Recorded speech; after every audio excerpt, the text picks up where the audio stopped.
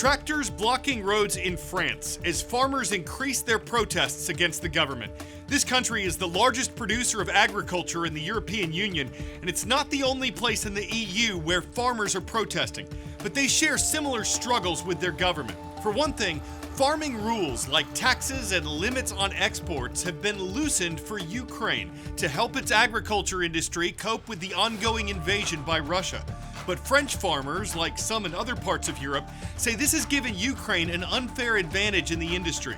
Many agriculture producers are also upset with government rules that take up more of their time and more of their money in new equipment, though the European Union says these rules are necessary to cut down on pollution and combat climate change.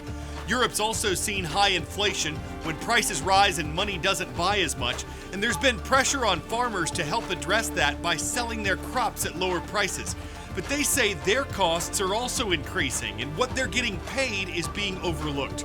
The protests started in southwest France last week and have been mostly peaceful, but some hay bales and tires have been set on fire locally in an effort to increase pressure on the government to make changes.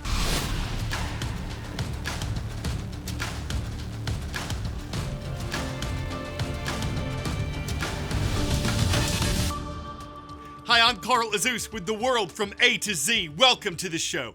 Boeing is one of the biggest makers of airplanes, spacecraft, and satellites in the world, but it's been facing challenges and concerns since a door panel blew off a plane over Portland, Oregon early this month. It happened shortly after the takeoff of an Alaska Airlines flight to California. No one was killed, though Alaska Airlines said several passengers did require medical attention. Boeing makes the plane, a 737 MAX 9 aircraft, and the CEO of Alaska Airlines says his company's inspections of this model found many loose bolts on its fleet of 737s. United Airlines also has these jets, and the carriers are reportedly considering canceling orders for new models, though they haven't done that yet. Boeing has grounded all 737 MAX 9s. Its CEO, David Calhoun, met with lawmakers in Washington, D.C. yesterday. He told NBC News that Boeing flies safe planes and doesn't put aircraft into service if it's not completely confident in them. The company's inspection process, quality control systems, and plans for dealing with the new issues are what lawmakers and airline officials are watching.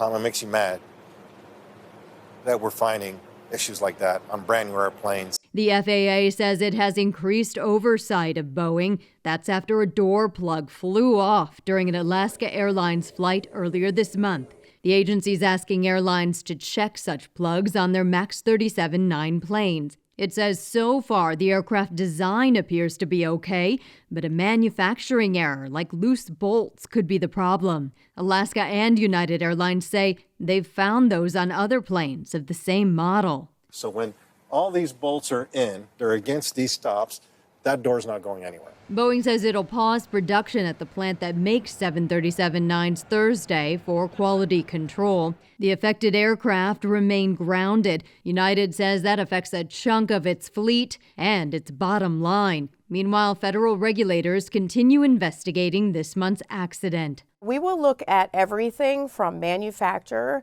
through delivery and past delivery. We cannot rush through this. I'm Amy Kiley reporting. On this date in world history, Antarctica had been discovered and explored some before 1840, but in that year on January 25th, an American naval officer named Charles Wilkes identified Antarctica as a continent. He's widely credited with being the first person to do that. A lot of people get married. A lot get married to this song. And Mendelssohn's marriage music, titled The Wedding March, was played on this date in 1858, when Queen Victoria's daughter, Victoria, got married to Frederick of Prussia. That's how and when the tradition of playing the wedding march at weddings is believed to have begun. And on January 25th, 100 years ago, the first ever Winter Olympics kicked off in the French Alps. The Games are returning to France this year, but as the Summer Olympics beginning in late July. World of knowledge. Which of these countries has a square flag? Nepal, Switzerland, Yemen, South Africa. Only 2 countries have square flags, Vatican City and Switzerland. Ever seen paper cutting? It's precise work that requires precise methods. Peering through a magnifying glass, Marianne Daubuy uses a knife to make tiny incisions, etching out a delicate lace-like scene. Daubuy is actually a florist, but the art of paper cutting has been a passion of hers since childhood. She now spends about 6 hours a day trimming away at her home studio in Switzerland, the same area where the Swiss tradition of paper cutting was born about 200 years ago. Paper cutting originated in Asia, and this is one of the earliest known paper cuttings we have record of. By the 17th century, the art spread to Europe. About 2 centuries after that, it came to Switzerland. Daubuy says she's proud of how paper cutting represents the values, traditions, and roots of Swiss culture. Sometimes the Swiss are a bit quiet, and we also find it hard to express emotions in words and so on. There aren't many of us who can really express them. So these are all things that can be expressed in images, in cutouts, because it's a simple technique. Daubuy takes inspiration from the scenes and people that surround her, then uses her tools of scissors and paper to impart a bigger story. I take everything I've felt and I try to represent them, not as I saw them clearly, so it won't look like a photo, but as I felt it. And it's more emotions that I'm going to put on paper rather than in reality. Daubuy has developed her own style, saying, quote, "If we keep doing the same things over and over, the tradition dies." And while a number of companies are making art cuttings with lasers, Daubuy says she's not worried about being replaced, because she says with the art machines produce, the soul is missing. Always good to hear from you at worldatozorg and at youtube.com/@theworldatz. We're starting in the Middle East on today's World of Viewers segment. Big shout out to Miss Ward's class at Dubai American Academy. Thank you for watching from the United Arab Emirates. And on the U.S. East Coast, we're stopping by Murrells Inlet, a community in the Palmetto State of South Carolina. So thankful for Coach Scheuer's class at St. James High School. A cat show judge named Vicky Nye says in her 35 years of experience, she has only been bitten twice. Jeannie Mose reports on a recent near miss at an event in Arizona. They get lifted, they get stretched, they get their tails touched. No wonder a 2-year-old named Ludwig von Beethoven lost his composure. He even slapped the judge. Veteran judge Vicky Nye says she fondly refers to the video as the Black Cat Smackdown. The pedigreed show cats are accustomed to the commotion of a show like this one in Mesa, Arizona, organized by the Cat Fanciers Association. But Beethoven was a first-timer competing in the household pet category.